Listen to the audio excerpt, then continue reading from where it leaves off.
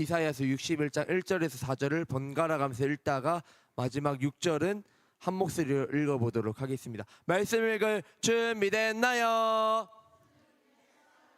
준비됐나요? 네, 그럼 읽어보도록 하겠습니다. 주 여호와의 영이 내게 내리셨으니 이는 여호와께서 내게 기름을 부으사 가난한 자에게 아름다운 소식을 전하게 하려 하심이라. 나를 보내사 마음이 상한 자를 고치며 포로된 자에게 자유를, 갇힌 자에게 노임을 선포하며. 시작.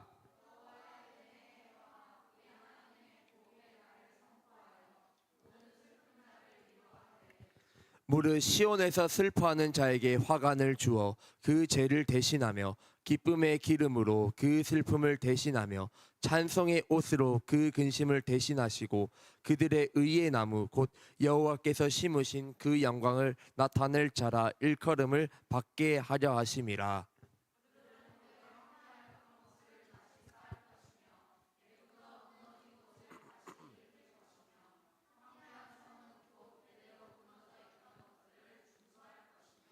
육절 함께 읽겠습니다. 시작. 오직 너희는 여호와의 제사장이라 일컬음을 받을 것이라.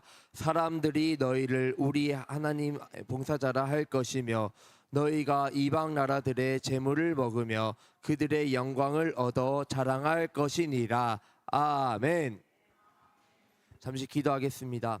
하나님 아버지 감사합니다. 오늘도 주님의 전에 나와서 하나님을 찬양하고 경배하고 예배드릴 수 있는 은혜 허락하여 주심에 감사합니다. 아버지 하나님, 이 시간 저희들이 하나님의 말씀을 듣기 원합니다. 하나님의 말씀을 깨닫기 원합니다. 하나님, 이 시간 성령님께서 이 시간 우리에게 임하여 주시어서 우리가 그 말씀을 깊이 깨닫고 그 말씀대로 살아가는 저희 모두가 되게 하여 주시옵소서. 감사하며 예수님의 이름으로 기도드립니다. 아멘. 네. 말씀을 전하기 전에 우리 규민이가 기도할 때 궁금할 텐데, 우리 연서가 정규인 수양회 때 약간 사고가 있었는데 지금 내일 퇴원하니까 너무 걱정 안 해도 돼요. 계속해서 기도해 주시기 바랍니다. 자세한 거는 나중에 이야기하겠습니다. 전도사님 목도 좀 갔는데 어디 아픈 거 아니고 목을 많이 써서 그래요. 기도해 주시기 바랍니다. 자, 오늘 말씀의 제목을 큰 목소리로 읽어보도록 하겠습니다. 시작. 회복과 구원의 하나님. 더 크게 시작. 회복과 구원의 하나님. 안 넘어가네. 됐다. 자, 사랑하는 유연부 친구들, 아담과 하와가 죄를 지은 뒤부터 사람들은 죄 때문에 하나님과 멀어졌어요, 가까워졌어요? 멀어졌어요. 그런데 하나님은 우리를 버리셨다, 버리지 않으셨다? 버리지 않으셨어요. 우리를 너무나도 사랑하셔서 사람의 몸으로 이 땅에 오셨는데, 그분이 누구셨죠? 예수님이에요. 예수님은 이 땅의 진짜 왕이신데도 냄새나는 마국간에서 태어나시고 그 당시에 무시당하던 나사렛 땅에 자라나셨어요. 왜 그랬을까? 우리 잠깐 복습하고 할 건데, 예수님이 왜 이렇게 냄새나는 곳에서 태어나시고 왜 이렇게 무시받는 곳에서 태어났을까? 시연이 한번 이야기해 볼까요? 와, 시연이에게 5달란트를 주도록 하겠습니다. 박수! 정확하게 기억하고 있었습니다. 그리고 그 예수님께서, 죄가 하나도 없으신 예수님께서 우리를 위해서 십자가에서 죽으시고 3일 만에 부활하셨어요. 그래서 우리는 죄에서 자유롭게 되고 우리가 하나님의 자녀가 되었어요. 사랑하는 유연부 친구들, 그런데 사람이 사람답게 살려면은 무엇이 가장 필요할까요? 한번 생각해 본 적 있나요? 아까 말을 할 때 힌트가 나왔는데, 사람은요 가장 필요한 것은 자유예요. 만약에 이렇게 감옥에서 갇히거나 손발이 묶여 있다가 이게 딱 풀렸어요. 그러면은 엄청 행복할 거예요. 오늘 말씀은 예수님께서 오시면 그 자유와 회복을 주신다라고 말씀하고 계세요. 우리 1절을 큰 목소리로 읽어보도록 하겠습니다. 시작. 주 여호와의 영이 내게 내리셨으니 이는 여호와께서 내게 기름을 부으사 가난한 자에게 아름다운 소식을 전하게 하려 하심이라. 너를 보내서 마음이 상한 자를 고치며 포로된 자에게 자유를, 갇힌 자에게 노임을 선포하며. 아멘. 여기서 처음에 주 여호와의 영이라고 하는데 주 여호와의 영이 누굴까요? 주 여호와의 영은 성령님이에요. 누구라고요? 성령님이요. 쉽게 말해서 하나님 아버지께서 예수님에게 특별한 임무를 주셨어요. 예수님께서 그 임무를 수행하실 때에 잘하실 수 있도록 성령님으로 힘을 채워 주셨어요. 예수님이 오시면은요 몇 가지 일이 일어나는데, 첫 번째, 가난한 사람에게 아름다운 소식이 전해질 거예요. 첫 번째 뭐라고요? 맞아요. 여기서 가난하다는 것은 돈이 없다는 것뿐만 아니라 약하고 차별받고 마음에 상처가 많은 사람들을 말해요. 세상에서는요 가난하고 약하고 조금 부족한 사람을 존중하지 않아요. 무시해요. 그런데 예수님께서는 그런 사람들에게 먼저 찾아가 주시고 사랑해 주시고 안아 주신대요. 그 다음에 두 번째는요, 예수님은요 마음이 상한 우리를 위로해 주세요. 우리는요 살다 보면 친구에게 상처받기도 하고 공부 때문에 스트레스 받기도 하고 가족끼리 다퉈서 속상할 때도 있어요. 마음이 찢어진 것처럼 아플 때가 있어요. 예수님은 그런 우리에게 찾아오셔서 사랑하는 아들아, 사랑하는 딸아, 내가 너와 함께 하니까 걱정하지 마, 내가 너를 돕고 있어 라고 하세요. 그리고 성령님으로 위로하시고 우리의 마음을 고쳐주세요. 우리가요 조금 있다가 마음이 상한 자라는 찬양을 할 건데요, 그 찬양의 가사를 보면은 마음이 상한 자를 고치시는 분이 주님이시다라고 고백하고 있어요. 또 성령님으로 채워주셔서 주님을 바라보게 해주세요라고 고백하고 있어요. 맞아요. 상처 입은 우리의 마음을 고쳐주시는 분은 오직 하나님이세요. 그리고 그 마음에 성령님으로 가득가득 채워질 때에 우리가 주님을 바라볼 수 있는 거예요. 만약에 우리의 마음에 성령님이 계시지 않는다면 우리는 아무것도 할 수 없어요. 지쳐있고 쓰러져 있고 마음이 계속해서 괴로워요. 그래서 아무것도 못해요. 그런 상황에서 예수님은 그런 우리에게 먼저 찾아오셔서 성령님으로 우리를 위로하시고 다시 한번 일어나게 해주시는 거예요. 그 다음에 세 번째는 잠깐만요. 포로된 사람들에게 자유를, 그 다음에 갇힌 사람들에게 노임을 선포하세요. 우리가 감옥에 갇힌 적은 없지만 코로나19 때 격리된 적 있죠, 친구들? 코로나 때 격리된 적 없어요, 여기? 격리 다 됐어요. 맞아요. 그때 어땠어요? 계속 격리하고 싶었어요? 네? 목소리는 격리하고 싶었던 것 같은데. 격리하고 싶었어요? 맞아요. 너무 답답해가지고 하루빨리 벗어나고 싶었을 거예요. 눈에 보이진 않지만 죄와 두려움, 걱정, 게임 중독, 미움과 질투 등도 우리를 묶을 수 있어요. 그런데 예수님께서 이렇게 십자가에서 지셔서 대신 지셔서 죽으심으로, 그 다음에 부활하심으로 이 모든 죄의 쇠사슬을 끊어주셨어요. 이제 우리는 죄에 묶여있는 사람이 아니라 하나님께 속한 자유로운 사람이에요. 사랑하는 유모 친구들, 예수님은요 우리에게 다시 한번 은혜를 베풀어 주겠다라고 선포하세요. 옛날 사람들은요